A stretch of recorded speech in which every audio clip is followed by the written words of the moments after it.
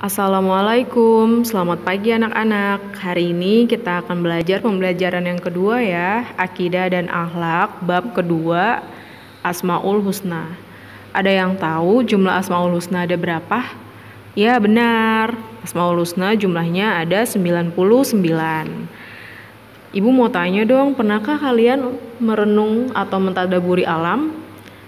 Ternyata jika kita menyadari Allah itu maha agung loh dan juga maha raja, kekuasaannya itu meliputi seluruh alam. Allah juga begitu pemurah terhadap manusia. Kalau kita bayangkan, begitu banyak kenikmatan yang diberikan oleh Allah kepada manusia. Contohnya, kita bisa melihat pemandangan laut, melihat terjalnya bukit, tingginya gunung, dan luasnya langit. Seharusnya hal-hal itu dapat menjadikan kita mengenal kebesaran Allah, mengenal keagungan dan kebesaran Allah Subhanahu wa Ta'ala akan menjadikan kita manusia yang tawadu. Pada pembelajaran kali ini kita akan mengenal 4 nama Allah. Yang pertama Al-Azim. Al-Azim artinya Maha Agung.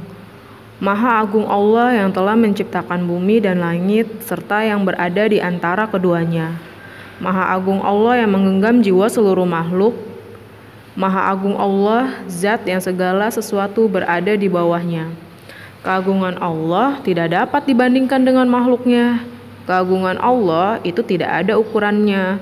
Allah adalah zat yang maha agung karena kita tidak mampu melihat dan keterbatasan akal pikiran tidak dapat membayangkan perwujudannya. Meskipun demikian, kita wajib meyakini bahwa Allah memiliki sifat maha agung dan tidak ada satu zat pun yang memiliki keagungan tertinggi selain Allah Subhanahu wa Ta'ala.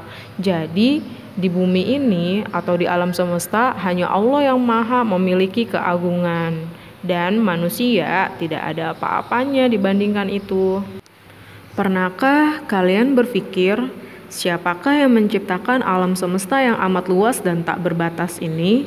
Sesungguhnya seluruh alam semesta ini diciptakan oleh Allah Subhanahu wa Ta'ala, zat yang maha agung. Karena Allah adalah zat yang memiliki sifat Al-Azim. Ini adalah salah satu bentuk perwujudan Allah memiliki sifat Al-Azim.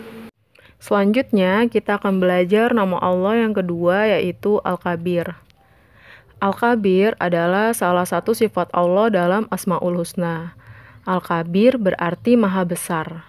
Maha besar Allah meliputi ukuran, kekuatan, kekuasaan, dan kesempurnaan.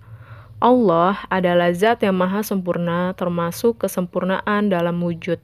Demikian maha besarnya Allah sehingga akal dan otak manusia tidak akan pernah dapat menjangkaunya. Betapapun majunya teknologi tidak akan dapat mengetahui ukuran kebesaran Allah. Salah satu firman Allah dalam Al-Quran yang menyebutkan sifat Al-Kabir adalah surat Al-Hajj ayat 62. Kalian bisa lihat di buku Akidah Akhlak halaman 18.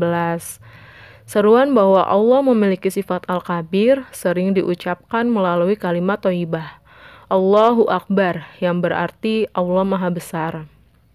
Di setiap lafal azan untuk panggilan sholat, seruan takbir yang mengagungkan kebesaran Allah berulang-ulang dikumandangkan. Hal itu untuk meyakini bahwa Allah Maha Besar dan menghindarkan kita dari sifat takabur atau sombong.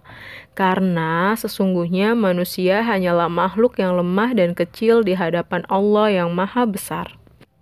Sifat yang ketiga yaitu Al-Karim. Apa yang kita hirup setiap saat? Berapa liter jumlah air di lautan?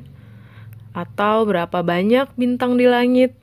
Udara, air, dan bintang-bintang adalah pemberian Allah Subhanahu wa Ta'ala. Itu merupakan salah satu bukti kemurahan Allah. Allah memberikan semua itu kepada manusia tanpa dipungut biaya. Allah mempunyai sifat Al-Karim yang berarti Maha Pemurah.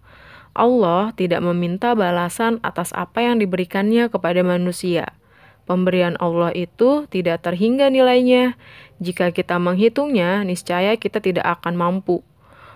Allah berfirman dalam surah Ibrahim ayat 34, yang artinya, dan Dia telah memberikan kepadamu segala apa yang kamu mohonkan kepadanya.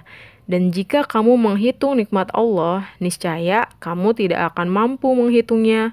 Sungguh, manusia itu sangat zalim dan sangat mengingkari nikmat Allah.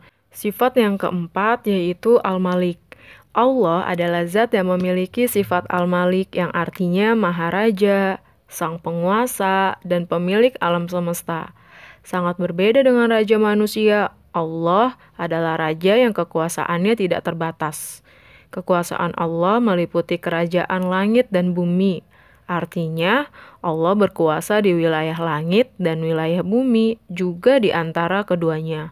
Allah Subhanahu wa Ta'ala berfirman dalam surat Az-Zukhruf ayat 85, yang artinya, dan Maha Suci Allah yang memiliki kerajaan langit dan bumi, dan apa yang ada di antara keduanya, dan sisinya lah ilmu tentang hari kiamat, dan hanya kepadanya lah kamu dikembalikan.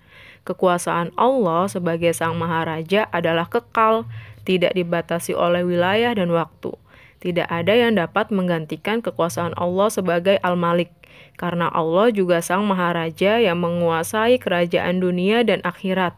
Bahkan, seluruh makhluk ciptaannya berada di dalam kekuasaannya. Oleh sebab itu, seluruh makhluk tunduk pada kekuasaan Sang Maharaja, yaitu Allah Subhanahu wa Ta'ala. Selanjutnya, kalian ditugaskan untuk mengerjakan wafizah atau tugas pada halaman 21 tentang membedakan kerajaan Allah dan kerajaan manusia, serta penilaian sikap dan berikan alasannya pada halaman 22 dan 23. Sekian dari Ibu untuk pembelajaran hari ini. Bila ada salah Ibu mohon maaf. Wassalamualaikum warahmatullahi wabarakatuh.